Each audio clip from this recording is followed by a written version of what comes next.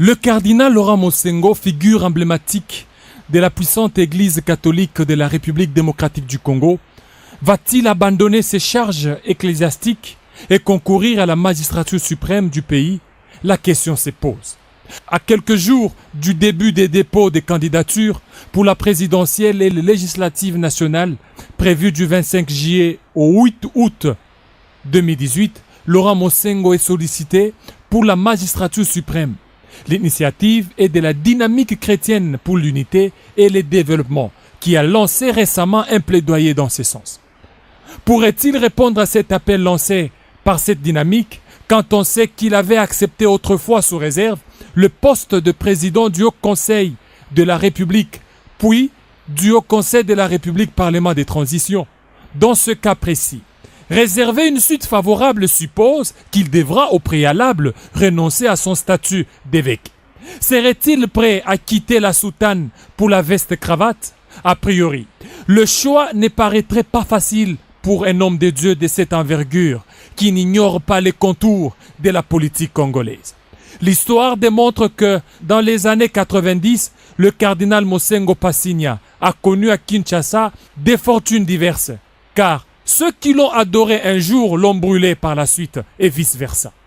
Alors que les Mobutistes lui collaient un personnage pas très connu comme adversaire lors de l'élection du président du bureau de la Conférence nationale souveraine, l'opposition et la société civile de l'époque ne juraient que par lui pour diriger ce grand forum national. Quelques 5 ans après, Lussor et alliés se mettent à critiquer vertement. C'est lui qui l'avait porté à la tête de la Conférence nationale souveraine.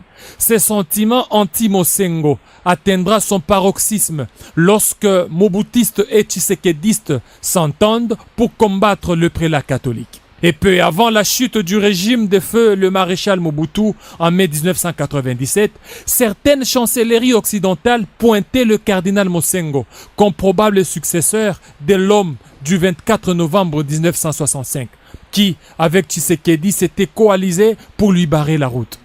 Dans cette logique, l'union sacrée de l'opposition radicale, la plateforme pilotée par le tandem Tshisekedi-Kibasa, avait organisé une méga marche sur le boulevard du 30 juin contre le prélat catholique. Et cette manifestation de l'opposition avait bien reçu la bénédiction du pouvoir. C'est dire que si le primat de l'Église catholique congolaise accepte de descendre dans l'arène politique, sans nul doute qu'il s'exposerait à des coups bas de tout genre. Reste à l'archevêque de Kinshasa de commenter cet appel des laïcs proches de l'Église catholique romaine de Kinshasa à le voir briguer la magistrature suprême.